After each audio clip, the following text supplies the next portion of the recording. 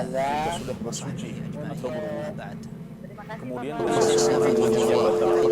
wudhunya batal. Bismillah, assalamualaikum warahmatullahi wabarakatuh. Alhamdulillah, wassalatu wassalamu ala rasulillah wa ala alihi wa sahbihi wa mawala amma ba'd. Para pemirsa Fatwa TV dan pendengar radio dimanapun Anda berada, Alhamdulillah, puji syukur atas kehadirat Allah Subhanahu wa Ta'ala. Senang sekali kembali kami menyapa Anda dalam program live interaktif Fatwa TV, keimanan, doa dan zikir, masih bersama Ustaz kita Dr. Muhammad Nur Ihsan Hafizahullahu Ta'ala, salah satu anggota dari Dewan Fatwa Perhimpunan Al-Irsyad. Kemudian salat dan salam semoga selalu tercurahkan kepada suri tauran kita Rasul tercinta Nabi Muhammad sallallahu alaihi wasallam, juga kepada keluarga, para sahabat dan orang-orang yang mengikuti beliau dengan baik hingga hari kiamat. Bagaimana kabarnya pemirsa? Semoga para pemirsa selalu dalam keadaan baik, selalu dalam lindungan Allah Subhanahu wa Ta'ala. Alhamdulillah, Ustadz sudah hadir bersama kita di studio. Kita sapa beliau terlebih dahulu. Assalamualaikum Ustadz. Waalaikumsalam warahmatullahi wabarakatuh. Gimana kabarnya Ustadz? Alhamdulillah, sehat walafiat, dan semoga antum, keluarga dan juga para pemirsa dan para pendengar di mana saja berada dalam keadaan sehat walafiat. Jazakumullah khairan, barakallahu fikum Ustadz atas waktu dan ilmunya. Tentunya Ustadz sudah hadir bersama kami di studio. Barakallahu fikum. Ya, alhamdulillah, Ustadz dalam keadaan baik, dan kita doakan Ustadz kita, guru-guru kita, semoga Allah Subhanahu wa Ta'ala senantiasa memberikan kesehatan, umur yang berkah, untuk senantiasa memberikan kepada kita ilmu yang bermanfaat, faedah yang dapat kita pergunakan dengan baik. Dan pemirsa, kita juga kabarkan atau informasikan live interaktif kita pada kesempatan kali ini juga disiarkan oleh beberapa stasiun radio. Ada Radio Binbas Yogyakarta, Radio Sahabat Tegal, ada Radio MDFM Probolinggo, Radio Hang FM Batam, ada Radio Amuba Pangkal Pinang, ada Radio Sago FM Sumatera Barat, Radio Gema FM Bontang, Radio Tua FM Riau, kemudian Radio Mas FM Seragen. Jazakallahu khairan wa barakallahu fikum, tentunya dalam menyebarluaskan live interaktif kita pada kesempatan kali ini. Dan Anda pemirsa juga bisa atau dapat juga berpartisipasi tentunya dalam mendulang pahala tentunya dengan menyebarluaskan link live interaktif kita pada kesempatan kali ini. Ya, link terdapat di YouTube atau Facebook kami, link live. Barakallahu fikum, jazakumullah khairan. Dan kembali atau kami juga informasikan, kami juga mengajak Anda untuk bertanya langsung kepada Ustadz melalui layanan interaktif kami di WA 0821 7000 6087, atau juga melalui layanan interaktif kami yang lama di 0331 544 6087, 0331 544 6087, atau melalui layanan WA kami di 0821 7000 6087. Kita serahkan kepada Ustaz untuk memberikan nasihat pembuka, Ustaz. Nah, Bismillahirrahmanirrahim. Assalamualaikum warahmatullahi wabarakatuh. Alhamdulillah, wassalatu wassalamu ala rasulillah wa alihi wa sahbihi wa man walah, wa ba'd. Ikhwatal iman, kaum muslimin dan muslimat, para pemirsa dan juga para pendengar rahimakumullah. Tidak terasa perjalanan waktu begitu cepat, dan sekarang kita telah berada di penghujung bulan Rajab. Tidak lama lagi kita akan masuk ke bulan Sya'ban. Tentu setelah Sya'ban datang Ramadan. 30 hari lebih kita akan kedatangan Ramadan. Sya'ban, bulan yang akan kita hadapi, bulan yang spesial sebelum Ramadan. Nabi SAW sebagaimana dijelaskan dalam hadis Usama bin Zaid bahwa beliau alaihi salatu wassalam banyak berpuasa di bulan Sya'ban. Dan tatkala Usama bin Zaid bertanya kepada Nabi alaihi salatu wassalam penyebab Nabi alaihi salatu wassalam banyak berpuasa di bulan Sya'ban, beliau mengatakan bahwa dzaka syahrun yaghfulu anhu katsirun minan nas wa fihi turfa'u al-a'malu ila Allah fa uhibbu an yurfa'a amali wa ana shaim. Bulan Sya'ban, bulan yang banyak dilalaikan oleh umat manusia. Kemudian di bulan Sya'ban tersebut juga bahwa amalan-amalan diangkat oleh Allah Azza wa Jalla.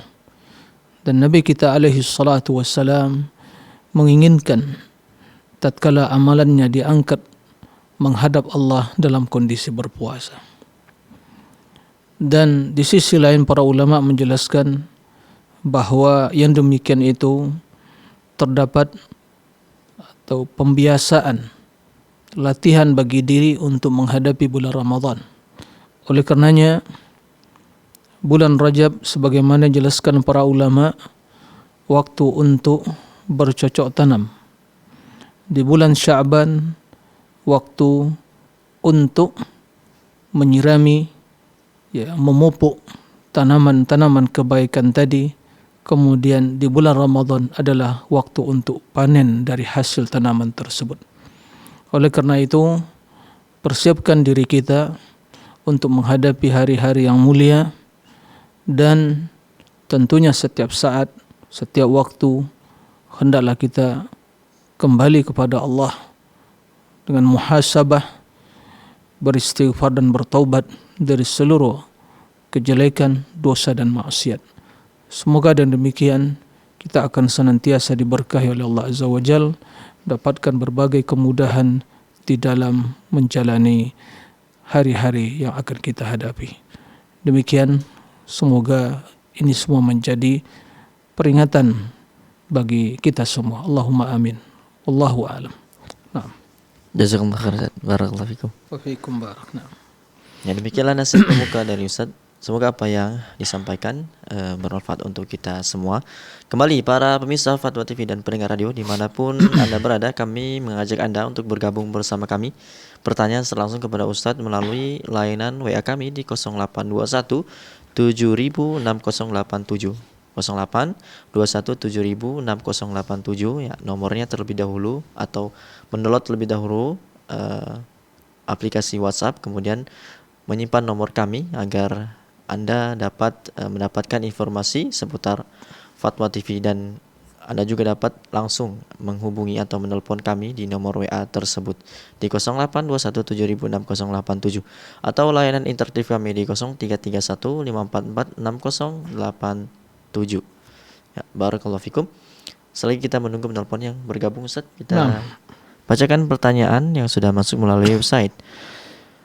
Ada dari Denny Cahyadu di Jawa Timur, Kabupaten Jember, di Jember ini, Ustaz. Assalamualaikum warahmatullahi wabarakatuh, Ustaz.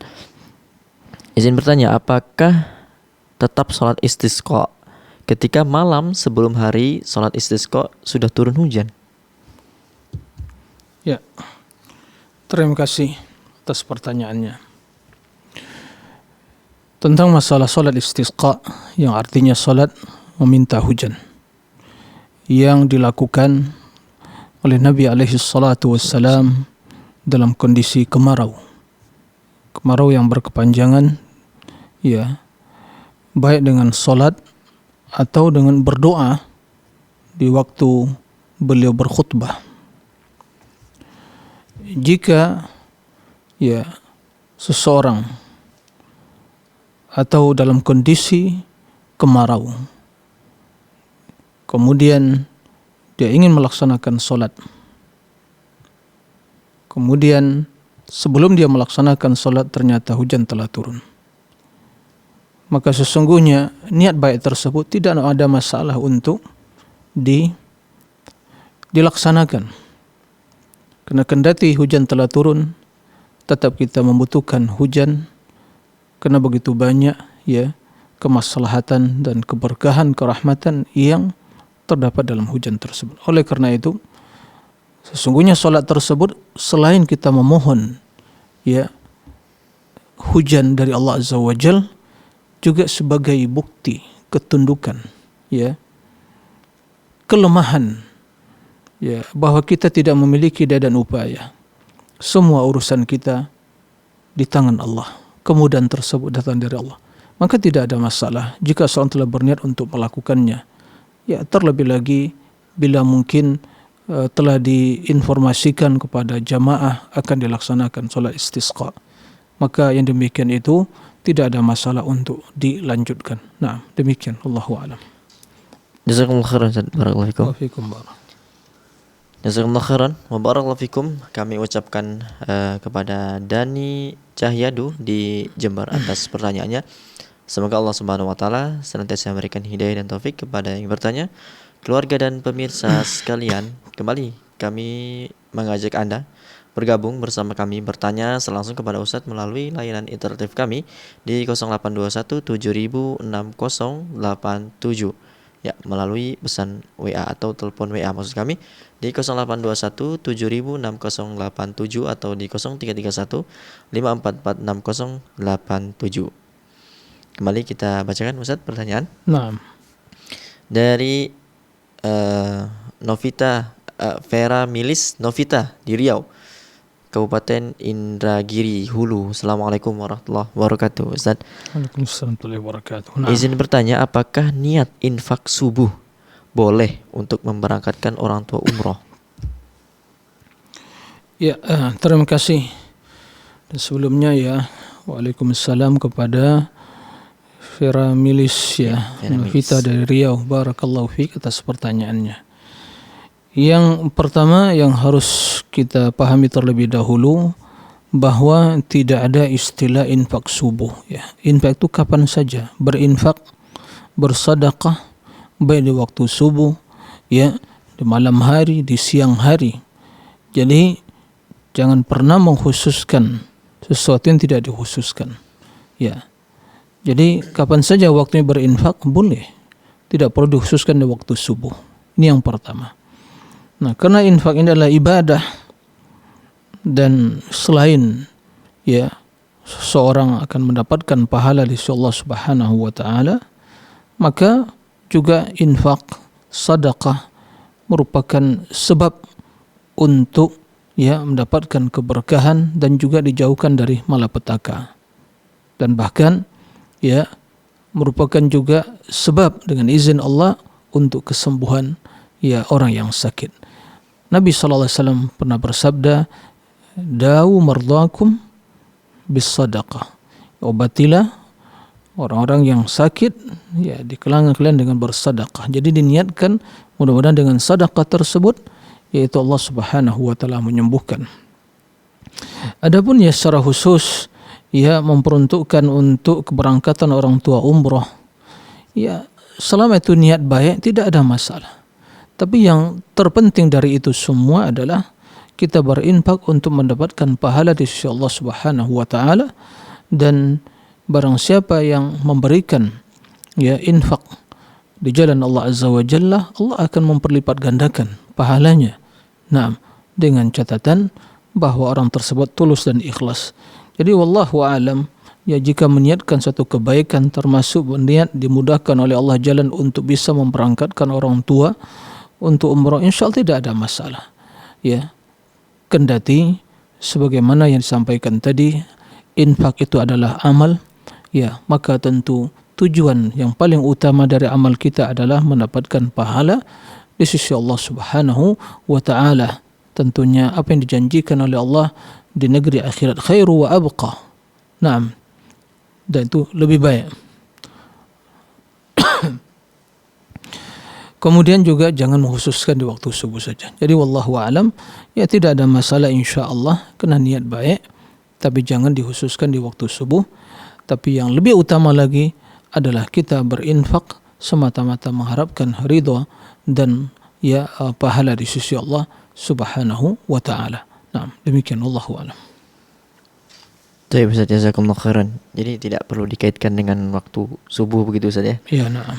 Tapi kalau mungkin dikaitkan dengan suatu waktu yang diharapkan keberkahan seperti misalnya Jumat Ustaz, bagaimana itu? Misalnya infak di hari Jumat dengan permasalahan ada dua hal yang harus dipahami di sini. Tidak diragukan bahwa Jumat hari yang utama. Tapi infak itu ya terbuka kapan saja. Tidak khusus dengan hari Jumat. kecuali ya mungkin di bulan-bulan yang seperti Ramadan, ya. Bahkan para ulama juga menyebutkan mana yang lebih utama, infak di bulan Ramadan atau infak tatkala dalam kondisi kaum muslimin sangat membutuhkan ya uluran tangan dan bantuan tersebut. Nah, secara umum bulan Ramadan adalah bulan yang berkah, bulan yang penuh dengan kebaikan. Ya, amal soleh dilakukan akan ya berlipat ganda pahalanya. Tapi ada kondisi-kondisi tertentu yang menuntut bahwa amalan tersebut lebih utama sesuai dengan kebutuhan tadi. Jadi permasalahan keutamaan amalan mana yang lebih utama itu terkadang tidak bisa digeneralkan, tidak bisa secara mutlak dihukumi bahwa inilah yang paling utama, tidak bisa seperti itu. Karena juga kondisinya relatif. Ya, kendati secara umum waktu-waktu yang utama Ramadan, naam, itu adalah waktu yang berkah.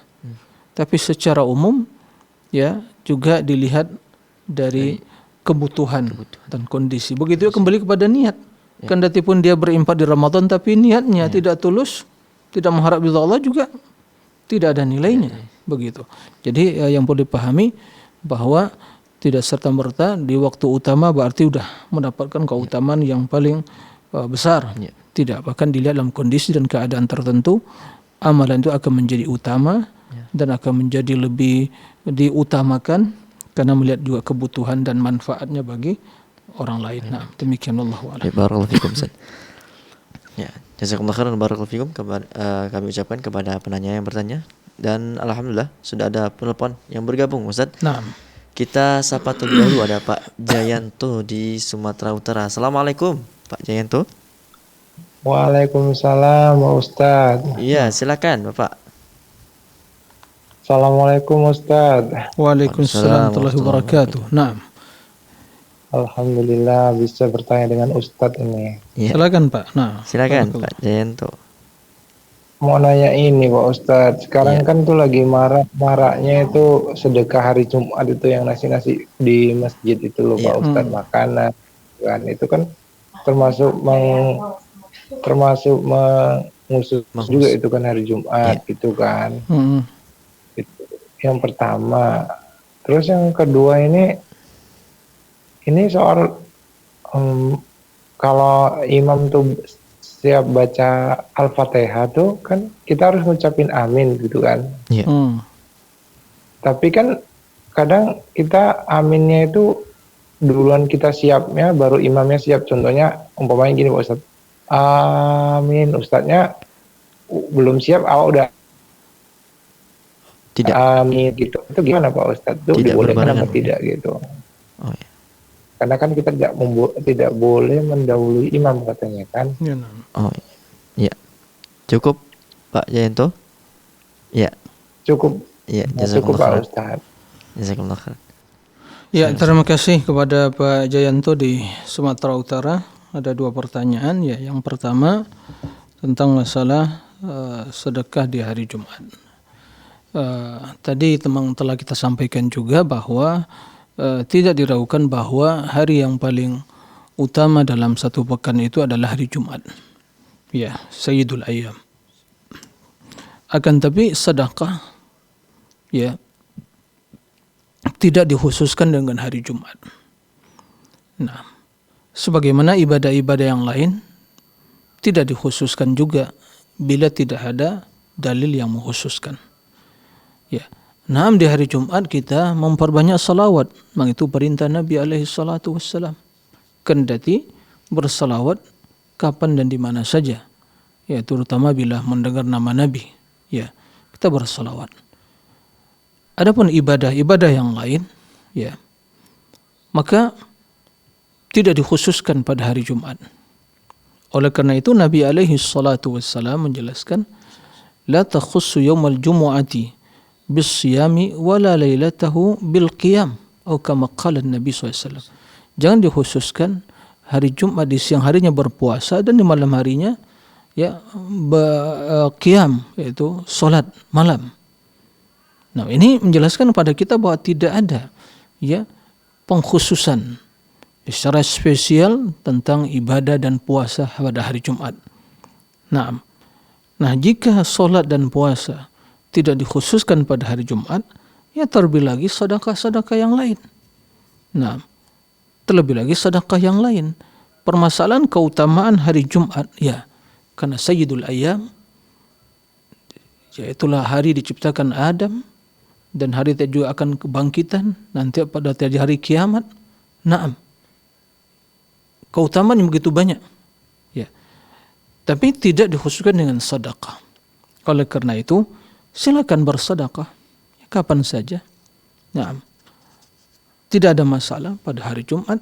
Tapi kalau mungkin ada sisi lain yang dilihatkan hari Jumat, mungkin kaum muslimin lagi berkumpul di masjid, ya, kemudian setelah sholat Jumat, kemudian ada seorang mungkin, ya, kalau di hari-hari lain mungkin sulit untuk mencari orang-orang berkumpul dan memberikan sedekah, ya, kemudian dia ingin bersedekah, memberikan makan, insya Allah tidak ada masalah, ya, sebatas niat tersebut. Tapi bila meyakini bahwa memberi makan pada hari Jumat tersebut, ya, itu lebih utama pada hari lain, ini jelas niat yang salah, keyakinan yang keliru. Jika sholat saja tidak ada, ya, atau puasa secara khusus, dan puasa lebih utama dari sedekah tentunya, ya, puasa saja tidak boleh dikhususkan pada hari Jumat, apalagi tentang sedekah yang dikhususkan pada hari Jumat. Maka oleh karena itu, ya, silakan bersedekah. Tapi sebagaimana sampaikan tadi, kalau mungkin dari sisi lain dia melihat ini kesempatan waktu karena kaum muslimin berkumpul misalnya, di hari-hari lain sulit untuk mencari, ya, perkumpulan tersebut dan untuk bisa memberikan secara langsung, maka insya Allah dari sisi tersebut ya mudah-mudahan tidak ada masalah. Tapi perlu diperhatikan tidak ada keistimewaan khusus bersedekah pada hari Jumat. Ini harus dibedakan. Ya, sedekah kapan saja akan, ya, dibalas oleh Allah Azza wa Jalla dengan catatan seorang ikhlas, ya. Oleh karena itu ini permasalahan tentang masalah hari Jumat, ya. Tentang masalah bacaan imam tadi, ya, mengaminkan, ya, setelah Al-Fatihah merupakan yang merupakan suatu hal yang disunnahkan, ya, disunnahkan. Karena barang siapa yang aminnya itu sesuai dengan juga aminnya malaikat, maka diampuni dosanya atau, ya, diterima, ya, doanya. Adapun bagaimana baca amin tersebut, ya, maka dalam hal ini imam juga, ya, disunnahkan untuk membacakan amin, begitu mengucapkan waladhdallin, mengucapkan amin. Kemudian, ya, makmum mengikuti, jangan mendahului, ya, jangan mendahului, mengikuti. Oleh karena itu juga perlu disampaikan pada para imam, ya, untuk, ya, perhatian tentang hal ini. Jika begitu selesai mengucapkan waladhdallin, dia mengucapkan amin, kemudian yang lain mengikuti amin. Nah, seperti itu. Nah, wallahu a'lam. Ya, jazakallahu khairan Ustaz. Barakallahu fikum. Kembali Ustaz, kita angkat telepon yang sudah bergabung. Nah. Ada Ibu hamba Allah di Sumsel. Assalamualaikum warahmatullahi wabarakatuh. Fatwa TV. Waalaikumsalam. Ustaz. Ya, silakan Ibu. Ya, ini Ustaz, saya punya anak. Ya. Sakitnya itu kata dokter depresi. Istilah dokternya skizofrenia. Iya. Diponisnya itu skizofrenia. Dia awalnya itu ini Ustaz sering minum obat, tapi lama kelamaan dia nggak mau minum obat. Akhirnya Gimana Ibu? kalau Sering dia tidak apa? minum obat, Nah, sebelumnya bagaimana? Dia sering apa? dia sering ngelamun, murung Oh, gitu. iya. Ya, kalau suruh minum obat, ya kadang-kadang mau, kadang-kadang nggak mau. Kalau misalnya dia dipaksa, dia meronta. Iya. Nah, sering ini kadang-kadang kalau sudah nggak ada ini lagi, kadang-kadang dia ninggalkan sholat, Ustaz. Iya. Nah, saya sebagai orang tuanya, bapaknya nggak ada lagi. Saya bingung, Ustaz, gimana jalan solusinya, Ustaz? Amalan-amalan apa saya sebagai ibunya, Ustaz, untuk kesembuhan anak saya, Ustaz? Nah. Ya. Dia sering ngelamun, terus mau dikerjain tuh ngelamun dulu, terus menung. Itu Ustaz, gimana Ustaz? Ya. Saya minta penjelasan. Sebentar Bu, Ustaz. saya ingin bertanya juga, apakah, ya, atau kapan itu kejadian? Apakah mulai dari kecil atau berapa umurnya sekarang? Sekarang 25. 25. Sekarang 25. Dan Awalnya itu dia itu dari kuliah, Ustaz. kuliah. Iya. Iya, kuliah udah sempat selesai. Iya. Nah, sebelum selesai itu dia kenanya itu. Setelah itu bisa menyelesaikan kuliah, dia sudah sempat kerja. Nah, tapi dia rutin minum obat, dokter. Ini obat dari dokter. Nah, tapi kadang-kadang dia udah bosan minum itu, nggak mau minum obat, langsung ini kalau dia nggak mau minum obat nggak terkontrol. Kata dokter apa? Kata dokter penyebabnya apa? Katanya depresi karena ada masalah, nggak mau cerita dengan ibu, terus di polis dokter itu skizofrenia katanya, Ustaz. Baik, ya, nah. Ya, cukup saja. Oke, nah. Ya, cukup Ibu. Jadi maksud saya ini, Ustaz, gimana amal-amalan saya sebagai orang tuanya, bapaknya nggak ada lagi, Ustaz. Saya itu bingung, Ustaz. Ini itu anak aja, Ustaz, yang keberapa, Bu? Anak yang keberapa? Pertama. Berapa orang anak Ibu semua?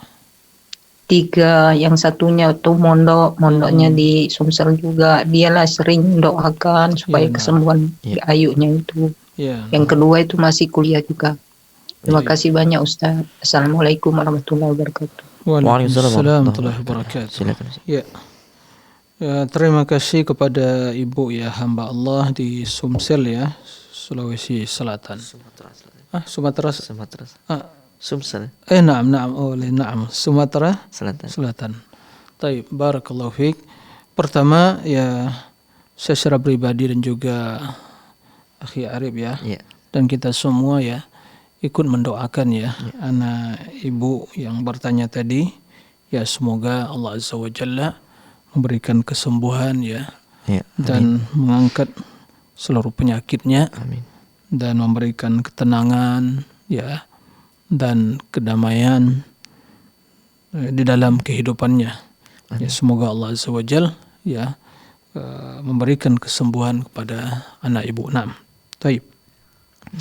Ya, tadi memang dijelaskan ya bagaimana ya kronologinya.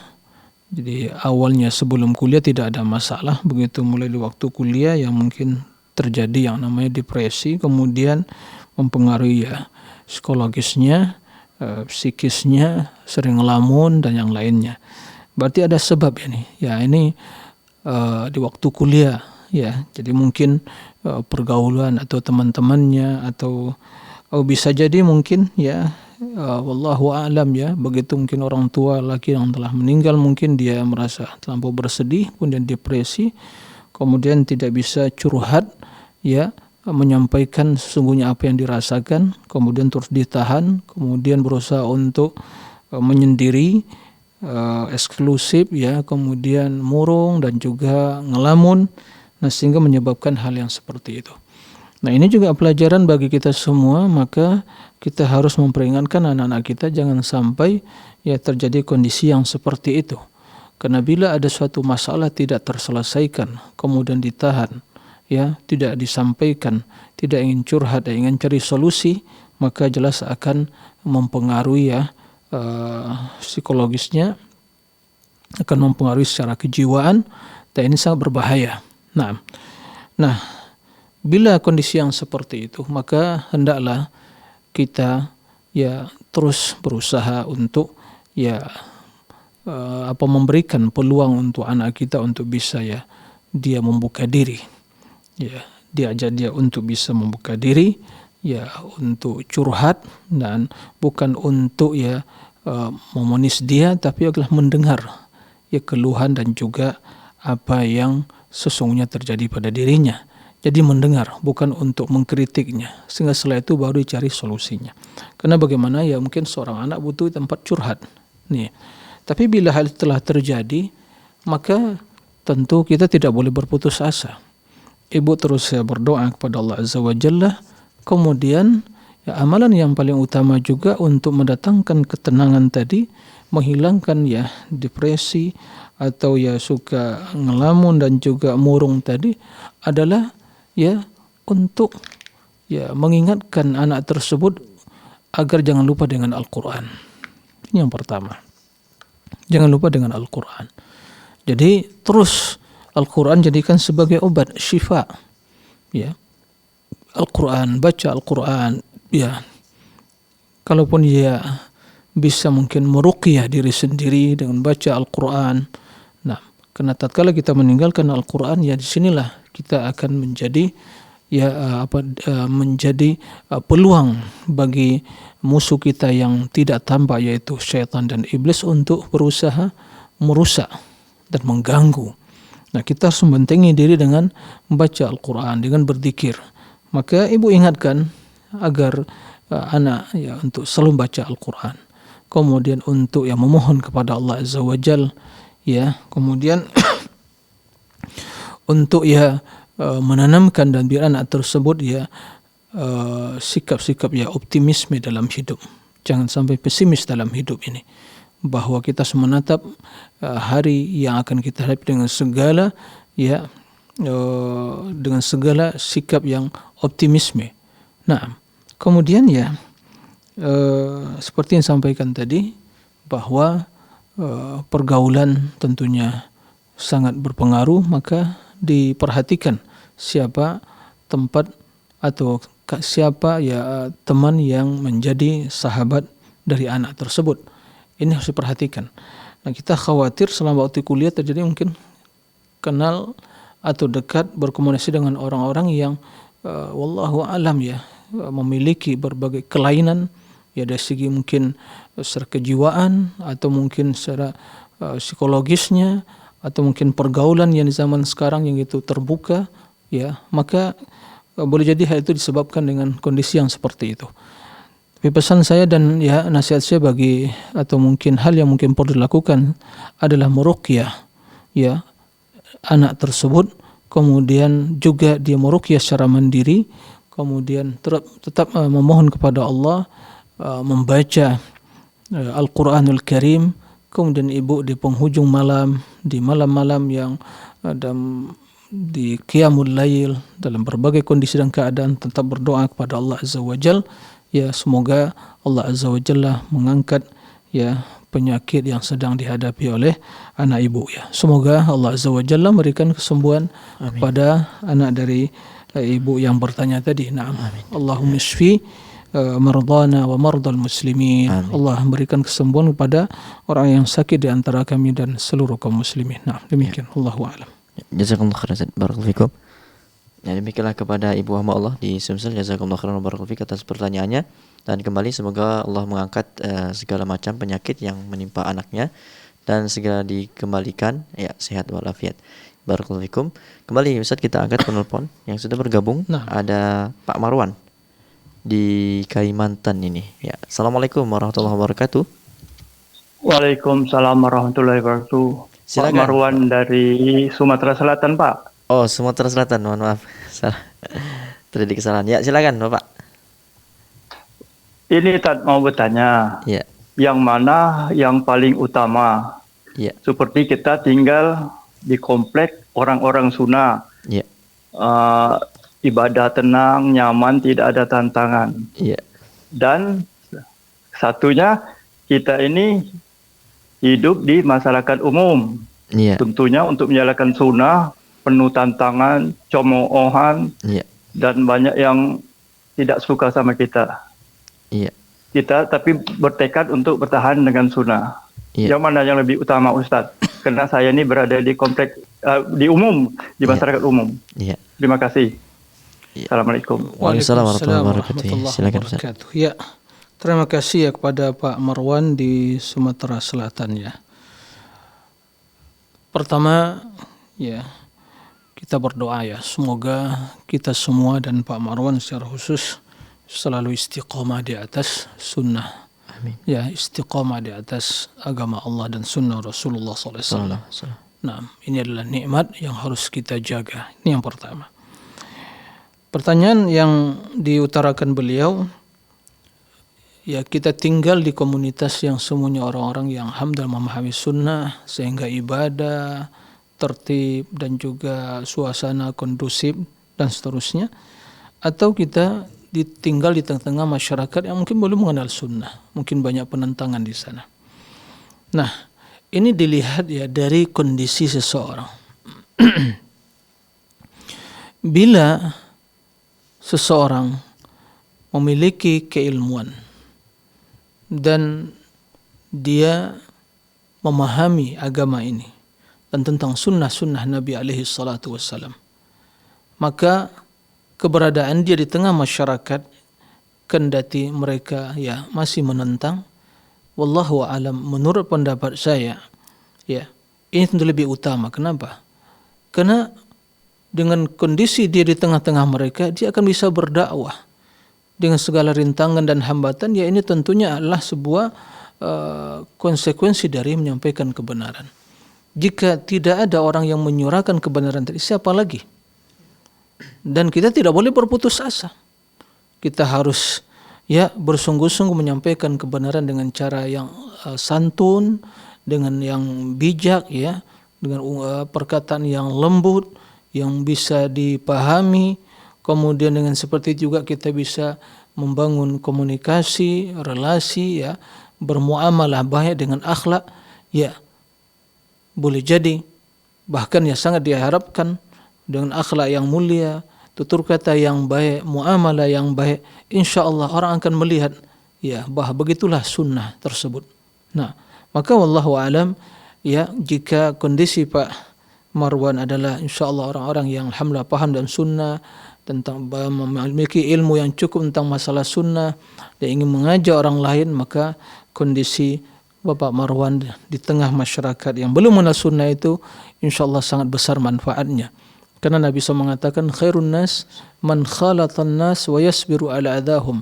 Sebaik-baik manusia yang bergaul dengan masyarakat dan sabar terhadap berbagai cobaan dan ujian yang atau mungkin hal-hal yang tidak disenangi muncul dari mereka. Tapi bila seseorang sama sekali ya memang sangat minim tentang keilmuan, sangat dikhawatirkan bila tinggal di tengah masyarakat yang mungkin ya tenggelam dalam kejahilan dan juga ya praktek-praktek atau budaya-budaya yang tidak sesuai dengan Islam tadi, maka tidak diragukan seorang menjaga agamanya, menjaga akidahnya, menjaga sunnahnya, sunnah Nabi SAW, maka tentu lebih utama ya dari kondisi dia hidup di tengah mereka. Nah, jadi tidak bisa dihukumkan secara hukumnya sama, tapi dilihat kondisi dan keadaannya. Nah, demikian Allahu a'lam. Ya, jazakallahu khairan Ustaz, barakallahu fikum. Nah, jazakallahu khairan, barakallahu fikum kami ucapkan kepada Bapak Marwan di Sumatera Selatan, semoga Allah Subhanahu wa taala senantiasa memberikan keistiqomahan kepada Bapak, keluarga dan pemirsa sekalian. Kembali kami mengajak Anda untuk bergabung bersama kami, bertanya langsung kepada Ustadz melalui layanan interaktif kami di WA di 0821 7060 87 maksud kami 0821 7060 87 dengan tema keimanan, doa dan zikir, ya. Barakallahu fikum. Kembali Ustaz kita bacakan pertanyaan sembari menunggu penelpon yang bergabung. Ada dari Cipto Basuki di Kepulauan Bangka Belitung. Assalamualaikum warahmatullahi wabarakatuh, Ustaz. Ustaz izin bertanya, apa hukum menjawab sholawat ya, pada acara, tempat, kondisi yang tidak ada anjurannya atau tuntunannya, misalnya di sela-sela sholat tarawih, pada acara yasinan, tahlilan, pengajian akbar, peringatan maulid, peringatan Isra Mi'raj atau acara-acara lainnya yang tidak disunnahkan. Ayo, nah. Taib. Terima kasih kepada Pak Cipto ya Basuki, barakallahu fiik, di Bangka Belitung. Salawat merupakan ibadah, ya. Allah Subhanahu wa taala menjelaskan dalam Al-Qur'an, innallaha wa malaikatahu yusalluna 'alan nabi ya ayyuhalladzina amanu sallu 'alaihi wa sallimu taslima. Sesungguhnya Allah dan para malaikat ya bersalawat kepada Nabi, ya, innallaha wa malaikatahu yusalluna 'alan nabi. Wahai orang yang beriman, ucapkanlah salawat dan salam kepada Nabi sallallahu alaihi wasallam. Nabi juga alaihi salatu wassalam menjelaskan, man shalla alayya salatan wahidah sallallahu alaihi biha asyra. Barang siapa yang bersalawat kepadaku satu kali, maka Allah akan bersalawat kepadanya 10 kali. Begitu juga Rasul menjelaskan, al-bakhilu man dzukirtu indahu falam yusalli alayya yang bakhil itu orang yang mendengar namaku atau disebut di hadapannya nama Nabi alaihi salatu wassalam, tapi dia tidak bersalat, itu orang yang bakhil. Jadi intinya tidak diragukan tentang masalah salawat. Dan salawat juga yang dianjurkan dalam ayat tersebut, salawat yang ya sesuai dengan tuntunan sunnah, ya, yang singkat, yaitu Allahumma salli wa sallim ala abdika wa rasulika Muhammad sallallahu alaihi wasallam, yang seperti itu. Nah, kemudian yang lebih panjang salat Ibrahimiyah. Nah, adapun dengan salawat-salawat yang ditambah-tambah kemudian dengan ungkapan-ungkapan yang situ juga mengandung makna yang tidak tepat, nah, kemudian dengan cara-cara yang lebih dekat kepada kesenian daripada ibadah, maka ini jelas hal yang terlarang. Begitu juga di waktu-waktu ya tidak dikhususkan, tidak ada amalan salawat di situ. Nah, maka kita tidak melakukannya. Bukan berarti kita tidak cinta kepada Nabi, tidak bersalawat. Kita orang yang paling banyak bersalawat, orang yang cinta kepada Nabi. Tapi waktu bersalawat, ya setiap saat dan kapan saja. Terutama disebut nama Nabi alaihissalatu wassalam. Memperbanyak. Bahkan keseharian kita harus banyak bersalawat pada Nabi alaihissalatu wassalam. Nah, tapi di waktu solat atau sebelum azan misalnya tidak ada disunahkan bersalawat. Begitu juga di waktu solat tarawih, di antara solat tarawih rakaat dua rakaat solat tidak ada anjuran salawat karena bukan waktunya. Nah, ya bersalawat kita dalam solat. Kemudian juga ya bersalawat waktu sebelum berdoa. Nah, adapun antara dua rakaat solat tarawih tidak ada sunnahnya. Tidak contohkan Nabi alaihi salatu wassalam. Begitu juga acara-acara ritual-ritual yang tidak ada tuntunan dari sunnah Nabi alaihi salatu wassalam. Maka dalam kondisi seperti itu kita tidak boleh ikut serta ya melakukan, karena amalan yang seperti itu tidak sesuai dengan sunnah Nabi alaihi salatu wassalam. Nah, demikian Allahu a'lam. Jazakumullah khairan, barakallahu fikum. Kembali kita angkat penelpon yang sudah bergabung. Ada Ummu Zahra di Riau. Assalamualaikum warahmatullahi wabarakatuh. Fatwa TV. Waalaikumsalam warahmatullahi wabarakatuh. Ya, silakan Ummu Zahra. Ya, terima kasih. Assalamualaikum warahmatullahi wabarakatuh, Ustaz. Waalaikumsalam warahmatullahi wabarakatuh. Ini pertanyaan terkait dengan cara sopnya menyolatkan jenazah, Ustaz. Kalau kita perhatikan dalam penyolatan para Rasulullah SAW dahulu, itu laki-laki dan perempuan bergantian masuk ke tempat Rasulullah SAW. Akan tetapi sekarang ini di tempat kami ini terlalu banyak ragamnya cara-cara menyolatkan itu. Nah, seperti apa yang sesungguhnya yang disunahkan oleh Rasulullah SAW dalam bersop dalam menyolatkan itu? Mohon pencerahannya, Ustaz. Assalamualaikum warahmatullahi wabarakatuh. Waalaikumsalam warahmatullahi wabarakatuh. Ya, terima kasih kepada Ummu Zahrah ya di Riau ya. Barakallahu fiik. Ya, secara umum dan secara hukum asalnya ya safnya ya, kaum wanita itu di belakang kaum lelaki. Baik di dalam salat ya, salat salat fardu, dan juga ya mungkin dalam kondisi salat jenazah. Kecuali mungkin tempat ya penuh dalam satu ruangan, tidak ada di belakang tapi di samping ya, di samping ada ruangan kosong dan di situ ya mungkin hanya dikhususkan untuk kaum wanita, tidak ada masalah ya, karena kondisi seperti itu. Adapun yang terjadi untuk menyolatkan di waktu Nabi alaihi salatu wassalam ya, wafat beliau kemudian para sahabat ikut menyolatkan ya, kita mengetahui bagaimana kondisinya. Beliau wafat di kamar ya Aisyah radhiyallahu anha, dan berapa luasnya kamar tersebut ya, rumah Nabi alaihi salatu wassalam sangat kecil, tidak akan mungkin ya jumlah yang banyak sahabat di waktu yang sama melaksanakan salat. 6 sahabat bergantian, dan setelah mereka para sahabat selesai juga setelah itu kaum wanita yang para sahabiat menyolatkan Nabi alaihi salatu wassalam, salat jenazah Nabi alaihi salatu wassalam. Dan kondisi seperti itu, ya memang itulah kondisinya. Tidak memungkinkan. Kecuali bergantian. Nah, adapun bila kondisi kita sekarang, ya cukup tempat, ya menampung untuk jumlah yang banyak, dan situ bisa juga tempat wanita, ya sekalian tidak perlu mengulang lagi. Nah, sekalian terlaksana agar terselenggara ya pemakaman dengan cepat seperti itu. Jadi ini melihat kondisi saja. Ya, melihat kondisi saja. Nah, hal insya Allah fleksibel ya. Kendati jika ruangan tersebut ya tempatnya ya atau tempat penyolatan tersebut bisa mengumpulkan kaum lelaki dan wanita tentunya posisikan di belakang. Ya. Tapi jika tidak memungkinkan posisi belakang penuh di samping, maka ya tidak ada masalah juga. Yang penting terpisah. Nah, demikian. Wallahu a'lam.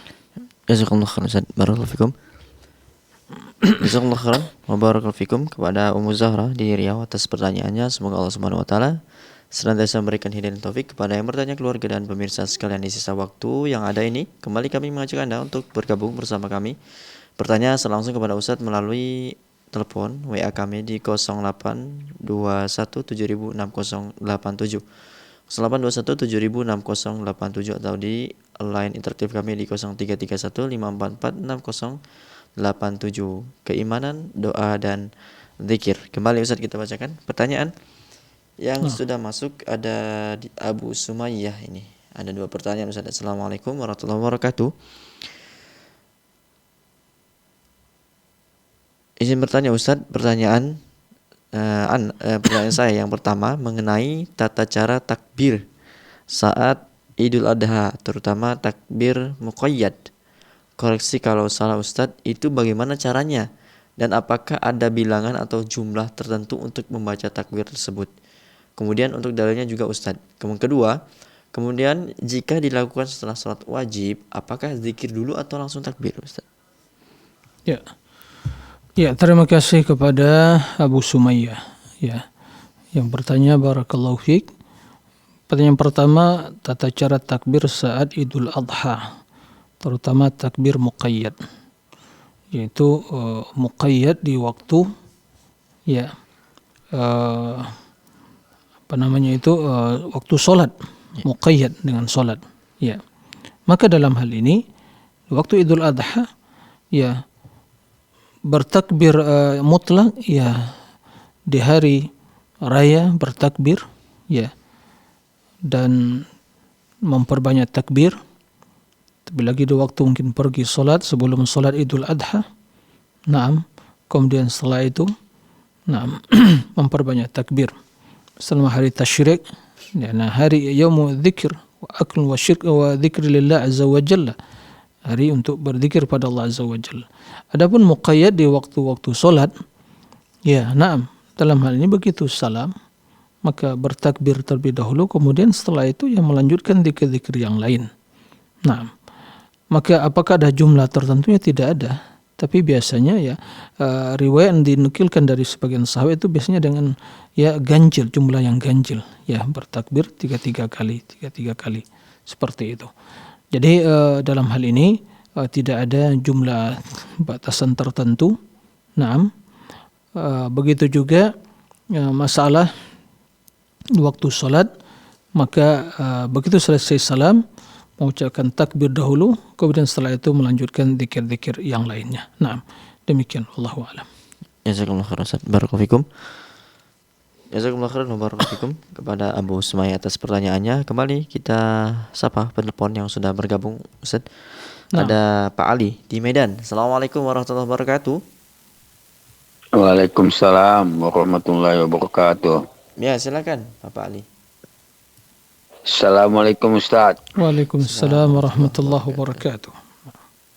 Ya, silakan. Ini begini Ustaz. Kalau kita membaca selawat, kadang-kadang saya dengar ada Ustaz mengatakan Allahumma sholli ala Muhammad wa ala ali Muhammad. Kadang-kadang ada yang mengatakan Allahumma sholli ala Sayyidina Muhammad wa ala ali Muhammad. Sebetulnya yang mana selawat yang sebenarnya, yang sunnahnya Ustaz? Mohon penjelasan Ustaz. Terima kasih. Assalamualaikum warahmatullahi wabarakatuh.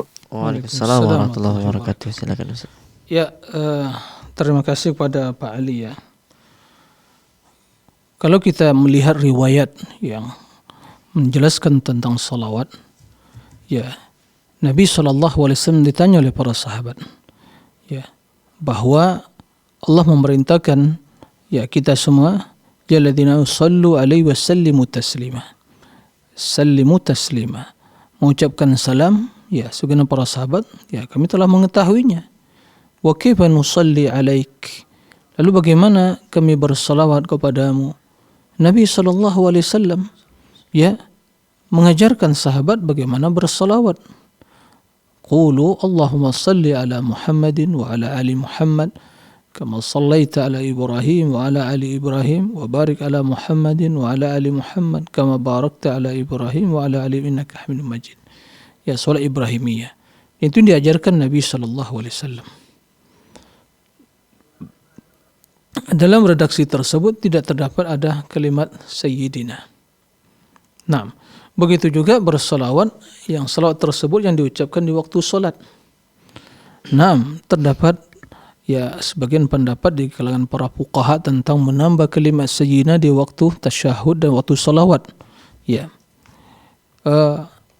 Ada sebagian mengatakan untuk menambahkan Sayyidina. Tapi jelaskan kepada ulama al-hadis seperti juga Ibnu Hajar rahimahullah bahwa penambahan Sayyidina dalam salat di waktu salat ada tidak sunnah. Ya, karena salat ya sudah jelas zikirnya dan tidak ada tambahan Sayyidina disebut. Tidak ada tambahan Sayyidina dalam salat tersebut. Adapun di luar salat, dalam kita bersalawat di luar salat, ya, maka para ulama menjelaskan tidak ada masalah. Karena Sayyidina artinya adalah penghulu, orang yang mulia. Ya.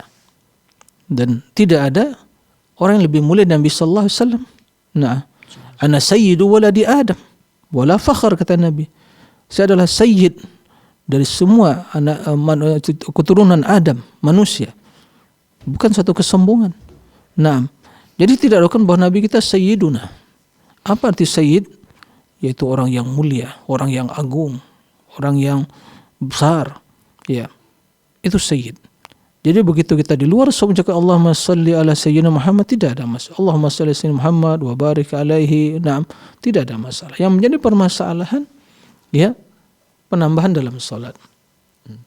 Dan juga yang menjadi permasalahan ya begitu orang bersalawat tidak menambah sayyidina, wah, ini kok lain ya, salawatnya enggak ada sayyidinanya. Nah, begitu juga sebagian kalau ada menambah Allahumma shalli sayyidina di luar salat, itu malah kok ada sayyidinanya. Tidak ada masalah. Di luar salat tidak ada masalah. Bersalawat kita Allahumma shalli ala sayyidina Muhammad, Nabi kita sayyiduna wa habibuna wa syafi'una indallahi yaumil qiyamah. Naam, wa Rasulullah, tidak ada masalah. Tapi di dalam salat tidak terdapat tambahan kalimat sayyidina. Maka Ibnu Hajar menjelaskan ya dalam fatwa beliau tentang hal ini bahwa penambahan sayyidina dalam salawat di waktu salat ini suatu yang tidak sesuai dengan sunnah, tidak ada dalilnya. Nah, jadi tidak masalah di luar salat menambah sayyidina dalam salawat, adapun dalam salat jangan ditambah karena telah terdapat riwayat yang sahih tentang ya lafaz dari salawat tersebut. Nah, demikian wallahu a'lam. Baik, Ustaz. Tersisa 6 menit kurang lebih, Ustaz. Kita angkat telepon. Satu penelpon lagi, Ustaz. Nah. Ada Pak Purwanto ini yang sudah terhubung di Wonogiri ya. Assalamualaikum warahmatullahi wabarakatuh. Waalaikumsalam. Assalamualaikum Ustaz. Waalaikumsalam warahmatullahi wabarakatuh. Nah. Mau izin bertanya Ustaz tentang zikir Ustaz. Zikir sholat itu kan berhubungan dengan keimanan, bahkan mungkin dengan akidah menurut saya gitu. Tapi yang beredar di masyarakat itu bahwa zikir ini sangat beraneka macam gitu. Saya menggunakan zikir yang dari buku-buku yang berupa ini Ustaz, yang berupa sifat sholat Rasulullah Sallallahu Alaihi Wasallam, karangan Ajab. Nah, maksud saya kalau misalnya zikir-zikir yang sampai mengeraskan misalnya di berjamaah dan dikeraskan itu hukumnya seperti apa Ustaz? Iya. Terima kasih. Iya. Jazakumullah khairan Pak Purwanto. Silakan Ustaz. Ya, terima kasih kepada Pak Purwanto ya. Ya, betul sekali ya bahwa zikir itu kaum muslimin dan para pemirsa, zikir itu itu merupakan ya di dalam terkandung makna-makna keimanan dan tauhid semuanya, ya, baik zikir dalam bentuk doa para nabi dalam Al-Quran dan zikir seharus Nabi kita Muhammad SAW, zikir pagi petang, ya, dan sebelum tidur, bangun tidur, keluar rumah, semuanya mengandung makna keimanan, tauhid, berserah diri kepada Allah. Jadi betul keikhlasan, ketulusan. Nah, seperti itu dalam beristighfar semuanya tidak terlepas dari makna keimanan. Terus dipahami. Jadi bukan sekedar hanya ucapan disenandungkan, tidak dipahami maknanya. Bahkan kalau kita melihat sebagian berzikir, ya lebih cocok dinamakan itu sebuah kesenian, bukan zikir lagi. Yang diukur senandungnya, nyanyiannya, kemudian dikeraskan. Bukan begitu berzikir. Bukan itu zikir, itu bukan zikir jamaah sekalian rahimakumullah. Zikir itu dengan penuh khusyuk, merenungi, mentadabur. Nah, itu yang akan betul mewarnai ya kekhusyukan jiwa kita. Oleh karena itu, berzikir sesuai dengan zikir Nabi alaihissalam. Adakah Nabi teriak-teriak zikir? Saya ingin bertanya kepada kita semua. Adakah sahabat teriak-teriak berzikir? Mengeraskan suara? Bahkan Nabi melarang. Suatu ketika dalam perjalanan, para sahabat menunggangi untanya, mereka berzikir, turun, ya naik, perjalanan kan begitu. Mereka lewati dalam perjalanan mereka mengangkat suara berzikir. Kata Nabi, jangan kalian angkat suara kalian berzikir. Ya, sayangi diri kalian. Sesungguhnya yang kalian seru, yang kalian agungkan, yang kalian berdoa kepadanya, Allah mendengar, dekat. Ya, enggak perlu teriak-teriak. Teriak-teriak itu tatkala memanggil yang jauh. Itu baru teriak-teriak. Ya. Adapun yang dekat enggak perlu. Ya. Allah dekat, mendengar kok. Ya, enggak ada yang tersembunyi bagi Allah Azza wa Jalla. Oleh karena itu, ya, tidak ada dalam sunnah. Perhatikanlah, coba cari satu hadis yang menjelaskan Nabi teriak-teriak dalam berzikir. Dan para sahabatnya, apalagi selesai sholat. Di masjid misalnya. Masjid tempat ibadah, tempat orang berzikir, tempat sholat. Begitu masuk masjid, ternyata dalamnya teriak-teriak, ya, berzikir dengan pengeras suara, jelas akan mengganggu kekhusyukan. Ya, mengganggu kekhusyukan itu.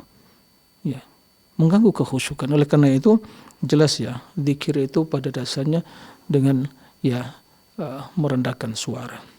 Tadarruan wa khufyatan wa dunal jahri minal qawl bil ghulwas. Tadarru dengan penuh tadarru, kekhusyukan, dengan disembunyikan di apa namanya itu tidak dijaharkan, dunal jahri minal qawl. Nah, itulah hukum asal dari zikir tersebut. Nah, jadi semoga Allah Azza wa Jalla ya memberikan pemahaman yang benar kepada kaum muslim dan beribadah. Nah, demikian. Wallahu a'lam. Alhamdulillah. Tadi adalah pertanyaan terakhir kita Ustaz pada perjumpaan kali ini. Jazakumullah khairan barakallahu atas waktu dan ilmunya. Semoga di lain kesempatan kembali kita bisa menyapa para pemirsa. Bismillah. Para pemirsa Fatwa TV dan pendengar radio, berakhir sudah karena keterbatasan waktu yang ada perjumpaan kita pada kesempatan kali ini. Tapi jangan khawatir karena kami akan terus menyapa Anda di live interaktif Fatwa TV dari Senin hingga Jumat. Kami mohon maaf kepada para penelpon yang tidak sempat kami angkat, kemudian kepada para penanya melalui website yang tidak sempat kami bacakan pertanyaannya. Dan ya, untuk informasi seputar Fatwa TV Anda dapat mengunjungi website kami di www.fatwatv.id. Kemudian untuk mengupdate tanya jawab di www.dewanfatwa.com/tanya jawab.